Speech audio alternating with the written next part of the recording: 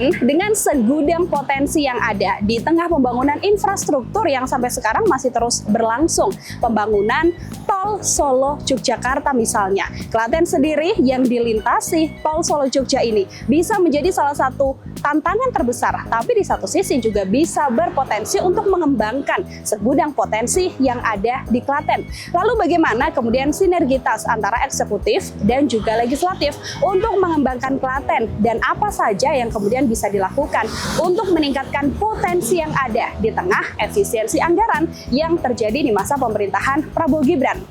Setelah ini, Tribuners, saya akan langsung bertemu dengan Ketua DPRD Klaten dan kita akan berbincang lebih dalam mengenai potensi yang ada di Klaten, Jawa Tengah.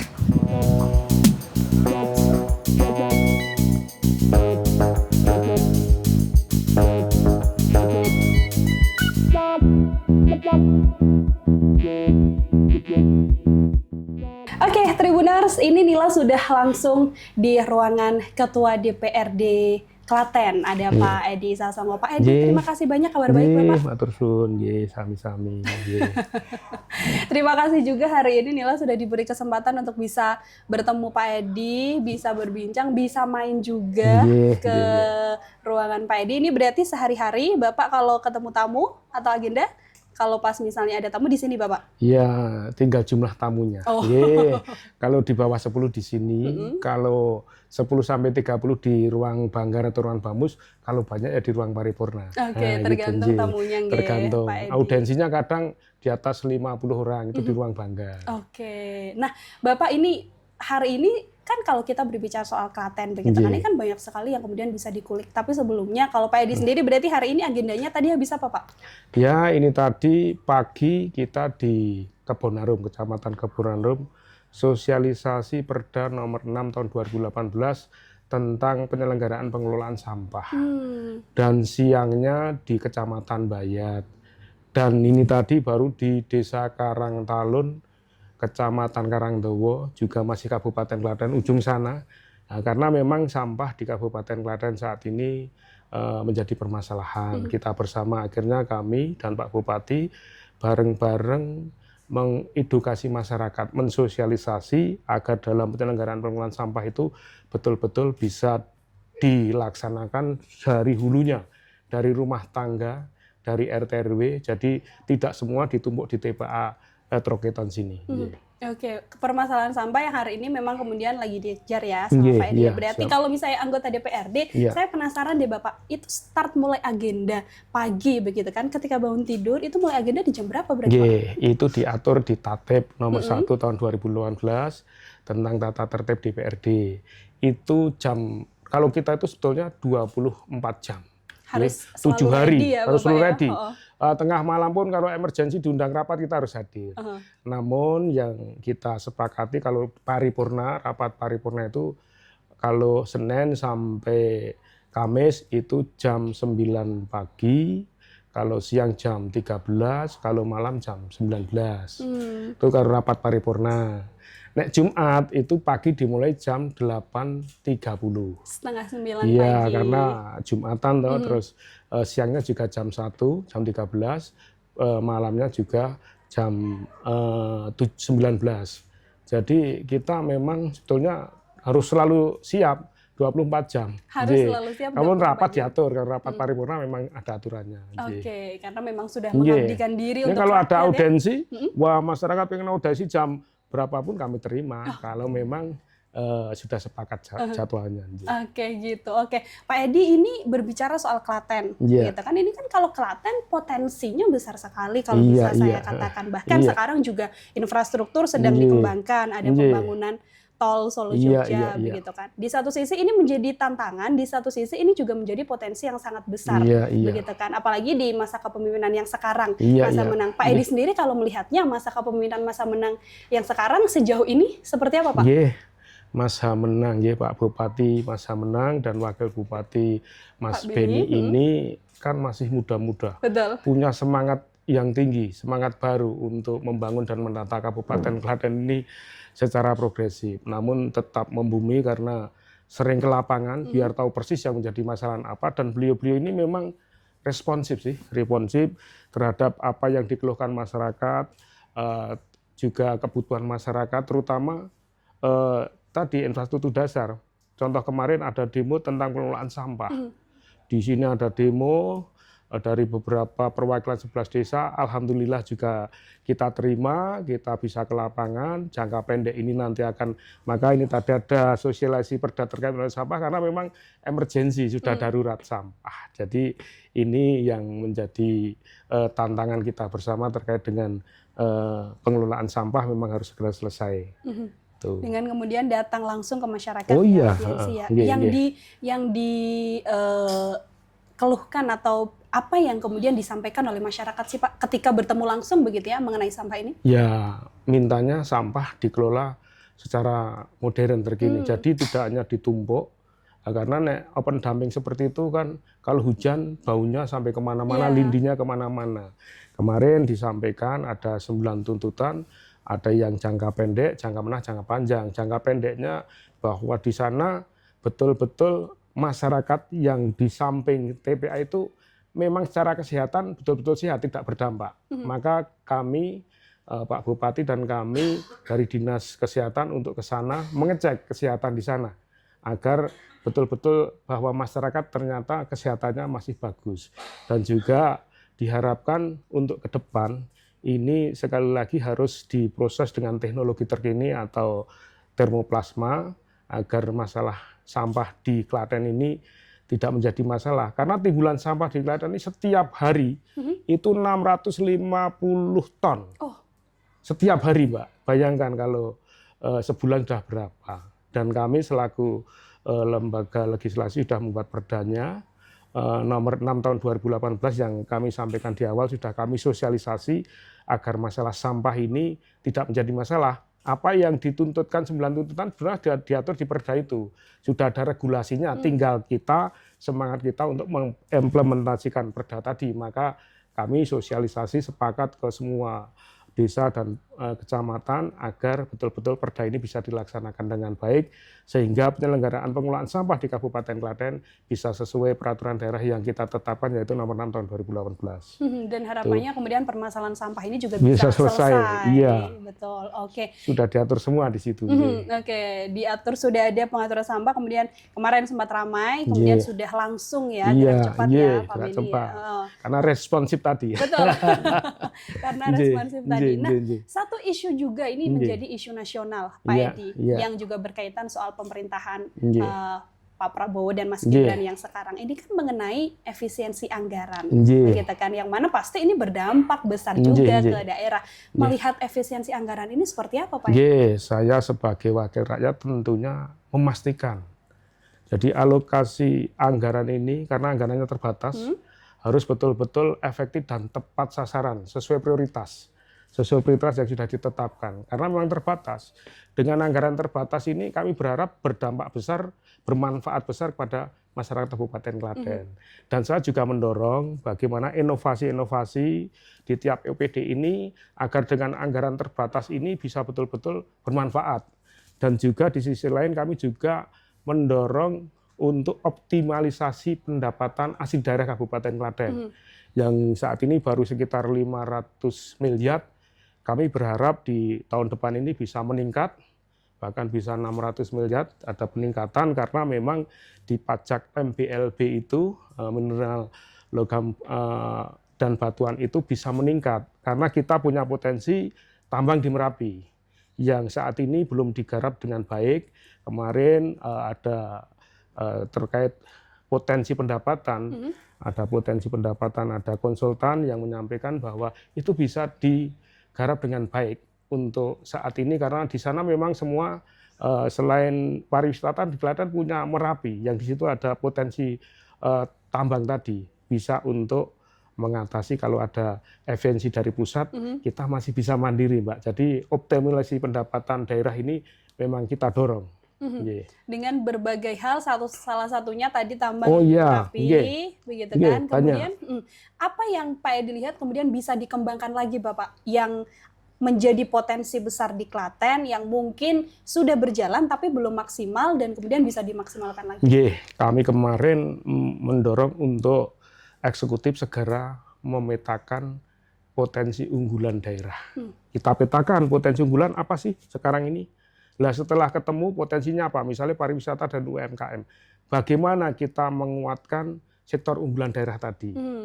Dan juga bagaimana kita meningkatkan akses permodalannya agar betul-betul adanya gebrakan baru dari Pak Bupati maupun Wakil Bupati yang baru ini dirasakan oleh masyarakat Kabupaten Klaten, bisa menciptakan lapangan kerja, pertumbuhan ekonominya baik. Lah ini yang kita harapkan. Oke, ada banyak hal yang bisa dimaksimalkan ya Pak Edi. Salah satunya wisata. Kan kalau Klaten terkenal dengan wisatanya, begitu kan. Ada Umbul, Pak Edi. Kemudian ada di perbukitan, Bukit Sidoguro misalnya. Kebetulan Nila juga pernah ke sana gitu kan. Nah ini mengenai potensi wisata sendiri yang ada di Klaten, pemaksimalannya sedianya bisa seperti apa Pak?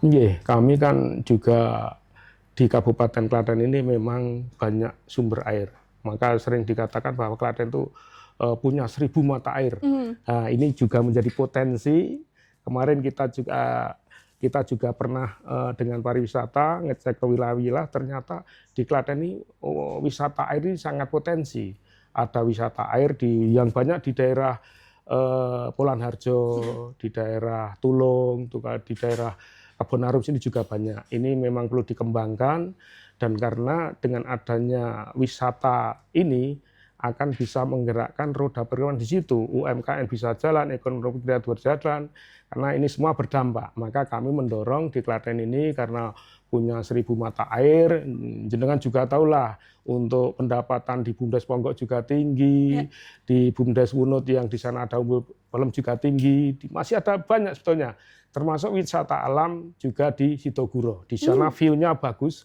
Waktu itu kita studi banding ke Bedugul Bali. Wah, kita punya Rowon Jombor, view-nya Gunung Kidul juga bagus. Akhirnya kita kembangkan dan alhamdulillah bisa juga berkembang dalam rangka itu tadi akan menaikkan pendapatan asli daerah Kabupaten Klaten, juga bisa dari pariwisata. Dan kita juga punya wisata religi di Mbayat, ada makam Mbayat itu banyak sekali dari Jawa Timur, dari Pantai Utara yang banyak santri-santri itu yang sering ke situ itu juga PAD juga. Terus juga kita punya Candi Plausan, punya Candi Merak, dan masih banyak Mbak sebetulnya. Nah ini tinggal nanti pemerintah yang baru ini bisa betul-betul memetakan potensi unggulan daerah tadi apa, dikuatkan, dan akses permodalan bagi UMKM yang memang bekerja di situ. Ada banyak potensi wisatanya yang bisa dikembangkan, dan ini bisa dikatakan nggak kalah juga dari Bali. Nggak kalah sebetulnya. Kita punya potensi sumber daya manusianya yang banyak. Kita latih agar bisa mengelola pariwisata dengan baik. Ada selain pariwisata dan UMKM, kita juga punya potensi pertanian. Di Klaten ini dulu terkenal beras Ndelanggu. Pertaniannya sekarang dikembangkan. Kemarin waktu Bu Bupati, Bu Sri Mulyani menangkan Srino itu beras Rojo Lele yang saat ini, dan memang rasanya sangat enak. Monggo nanti Mbak Nila kalau mau nyoba, kita siapkan beras Ndelanggu. Nah, dulu kan beras Ndelanggu, karena memang Klaten juga penyangga pangan Jawa Tengah. Ini memang pertanian ini juga potensi yang perlu dikembangkan di Kabupaten Klaten. Dan tentunya juga harus sekarang pendekatan modern, harus pakai teknologi sekarang, tidak seperti dulu. Jadi karena perkembangan sekarang alsintanya juga sudah cukup modern, akhirnya nanti akan juga menambah pendapatan di Kabupaten Klaten, Mbak. Oke, ini kalau saya tahu kan Pak Edi memang sudah cukup lama juga di DPRD begitu kan. Nah, ketika melihat Klaten berkembang Bapak, dari yang pertama kemudian mungkin wisatanya masih belum maksimal sampai yang sekarang begitu kan. Bagaimana sih kalau Pak Edi sendiri melihat perkembangan atau Klaten ini semakin hari semakin diliriklah dari banyak wisatawan misalnya? Jadi dari awal saya memang 2009 saya untuk periode pertama. Di sana Bukit Sidoguro itu belum, masih seperti alang-alang banyak. Terus masuk juga mata air di daerah Polan Harjo belum banyak digunakan. Akhirnya kita membuat perda di 2015. terus diperbarui di 2023 ini dalam rangka untuk penyelenggaraan pariwisata, termasuk rencana induk pariwisata. Waktu itu dimulai 2014 sampai 2029. Jadi rencana besar bahwa di Kabupaten Klaten karena potensi pariwisatanya sangat besar, kita DPRD dalam fungsi legislasi membuat peraturan daerah dalam rangka untuk penyelenggaraan pariwisata di Kabupaten Klaten, Mbak. Jadi memang ini kita tugasnya untuk membuat perda, menganggarkan dan mengawasi jalannya perda dan anggaran tadi. Jadi alhamdulillah meningkat dari dulu sampai sekarang. Saya sendiri juga kagum waktu saya di daerah Kepulauan Harjo itu ternyata di daerah-daerah itu pendapatannya cukup tinggi, BUMDesnya, bahkan melebihi daerah-daerah lain. Nah, ini menjadi percontohan dan seluruh Indonesia, Ponggok itu, BUMDes Ponggok itu menjadi tujuan, maka kemarin baru saja untuk mendapat penghargaan pembina BUMDes yang diterima di Jakarta, Pak Bupati mendapatkan penghargaan Bupati sebagai pembinaan BUMDes yang cukup berhasil di Kabupaten Klaten, dan ternyata memang banyak yang kesini. Itulah perkembangannya, Mbak, dari awal sampai sekarang memang signifikan. Jadi banyak yang kreatif, karena juga memang dorongan dari pemerintah Kabupaten Klaten akhirnya desa-desa wisata itu bisa berkembang dengan baik. Oke, ada desa-desa wisata yang bisa berkembang dengan baik. Tadi Pak Edi sempat menyebut Umbul Pelem, begitu kan? Iya. Boleh nggak sih Bapak kalau mungkin setelah ini saya mumpung lagi di Klaten diajak langsung mampir ke sana? Monggo. Ke Umbul Pelem saya antar, ke Sidogoro saya antar, monggo pilih yang mana, banyak di sini. Banyak mungkin destinasi unggulan. Dan ini habis ini mungkin ya Tribuners ya kita akan lanjut untuk bareng sama Pak Edi, nanti kita akan lanjut untuk ke Umbul Pelem. Ini katanya Umbul Pelem juga jadi salah satu destinasi yang paling banyak juga dikunjungi oleh wisatawan di rentan 2024-2025. Berarti ini kita langsung jalan ke sana aja ya, siap, Pak Edi ya. Siap. Oke, kita ketemu nanti ya Tribuners ya, langsung di Umbul Pelem.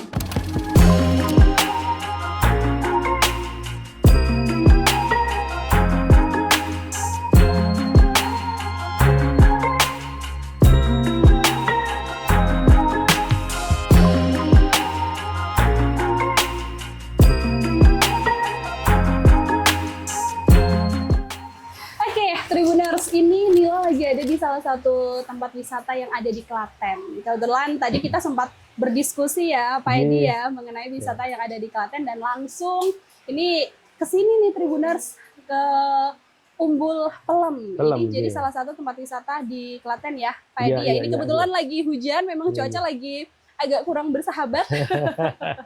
Ini kalau Umbul Pelem ini sendiri itu seperti apa sih Pak?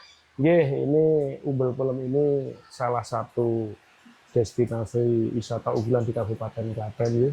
Karena ini juga menyuguhkan wisata alam yang bagus, potensi wisata airnya juga bagus. Ya, ini tentunya harus kita kembangkan ke depan agar desa-desa lain juga seperti ini. Ini sangat luar biasa, Mbak. Dan ini juga tadi saya sempat tahu ini tuh BUMDes ya Pak ya, sebelumnya dari desa ya? Iya. Ini memang dikelola oleh BUMDes Desa Wunut, Kecamatan Kepulauan Harjo sini. Oke, nah ini berarti kan jadi salah satu potensi wisata yang besar juga, karena ini kan wisata lokal yang kemudian ternyata pengunjungnya juga nggak kalah dengan wisata yang ya sudah nasional, begitu kan, Pak Edi. Kalau Pak Edi melihatnya sendiri untuk potensi ekonominya sendiri seperti apa, Pak? Ya, di Desa Wunut ini khususnya di Umbul Pelem ini memang berdampak terhadap UMKM di sini, juga ekonomi kreatif. Makanya ini saya juga mendorong untuk pemerintah Kabupaten Klaten, karena kami juga sudah membuat perda terkait penyelenggaraan pariwisata ini nomor 12 tahun 2023, ini agar disosialisasi termasuk untuk dampak baiknya. Ini di Wunut ini ternyata di sini selain juga menguntungkan bagi BUMDes Wunut, desa sekitar juga berdampak terkait UMKM maupun kreatif di sekitar sini juga berdampak. Ini bisa menggerakkan ekonomi lokal di sini. Maka ini sekali lagi agar dikembangkan, dan saya berharap Pak Bupati juga bisa mengembangkan di daerah-daerah lain. Oke, ini menjadi salah satu contoh untuk daerah-daerah lain juga pengembangannya ya Pak Edi ya. Nah, kalau misalnya pengembangan lain yang mungkin juga bisa dimaksimalkan begitu ya, agar potensi wisata yang sudah berkembang dengan baik ini, semakin dikenal juga oleh banyak orang. Ini apa yang kemudian bisa dikembangkan, Pak? Ya, ini kami mendorong untuk Kabupaten Klaten, Pak Bupati dan Pak Wakil Bupati ini, karena ini masih muda dan baru, dan juga Pak Bupati komitmen untuk meningkatkan pariwisata, regulasinya sudah ada ya.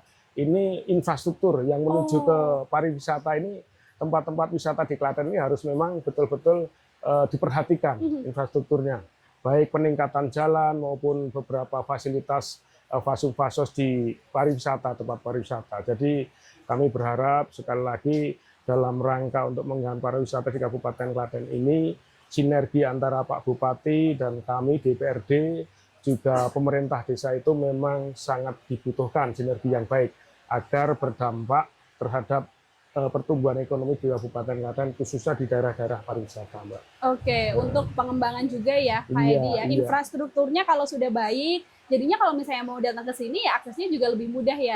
Pasti ya. Aksesnya jadi lebih mudah dan kemudian semakin banyak juga orang yang datang.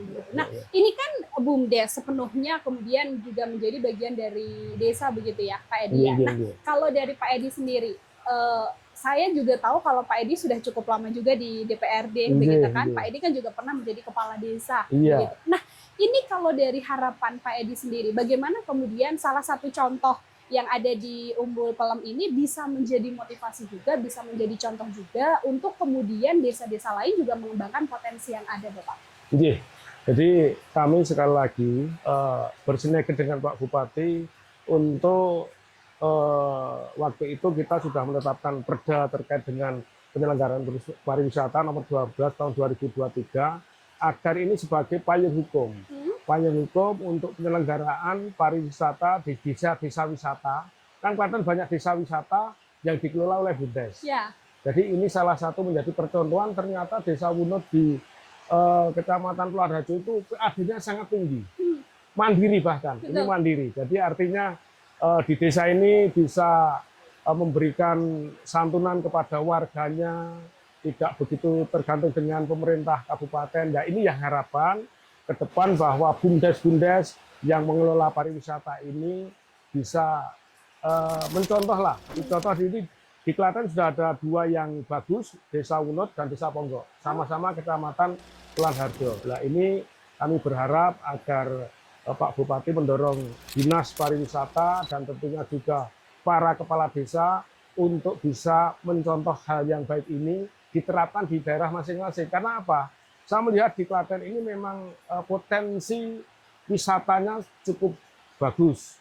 Karena di sini ada wisata air, karena di Klaten itu juga merupakan 1000 mata air, banyak sekali didapel di daerah Pularharjo, ada juga di daerah beberapa ini di daerah Manisrenggo, Kebonarum, itu banyak. Tinggal pemerintah desa nanti itu betul-betul sungguh-sungguh mengelola BUMDes.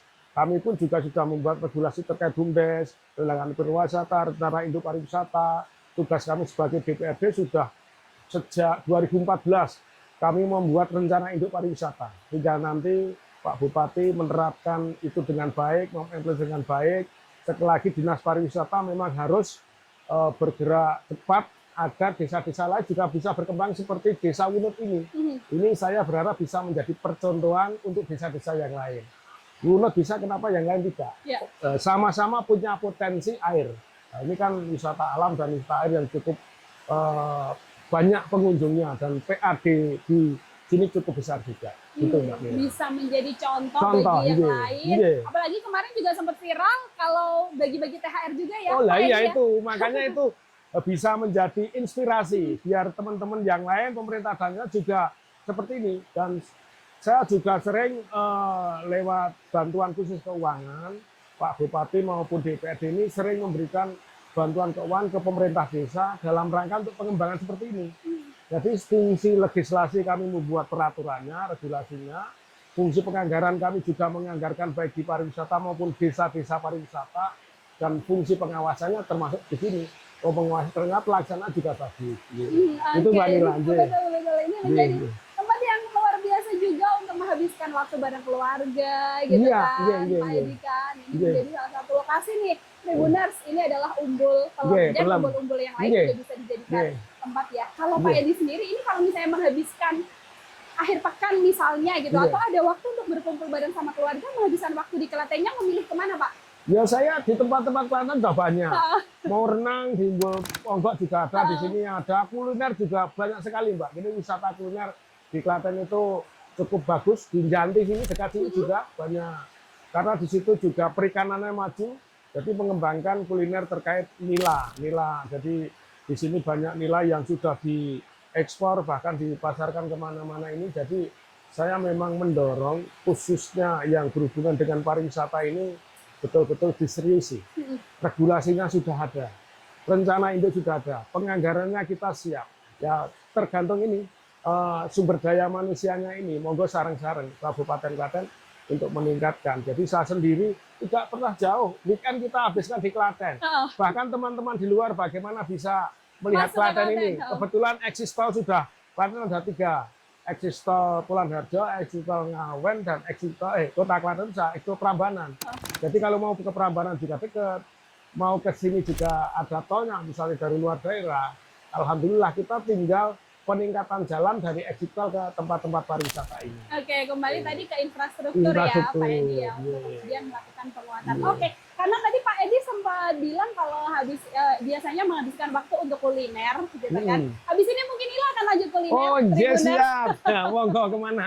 Nanti saya antar Mbak Nila. Oke, terima kasih siap. banyak berarti Pak Edi. Ini kita Oh, sempat siap. diskusi tadi dari DPRD, tadi Iya. mengikuti agenda Pak Edi, kemudian kita siap. selesai di sini nih. Siap, Tribuners. siap. Iya. Obrolan kita, terima kasih banyak Pak Edi. Oh, sudah nggih, diantar matur nuwun sampai Mbak ke Nila. sini. Nggih. Monggo sering-sering ke Klaten. Iya, betul. Karena Mau banyak kuliner banyak, potensinya ya. wisata air banyak, wisata religinya juga ada Candi Plausan.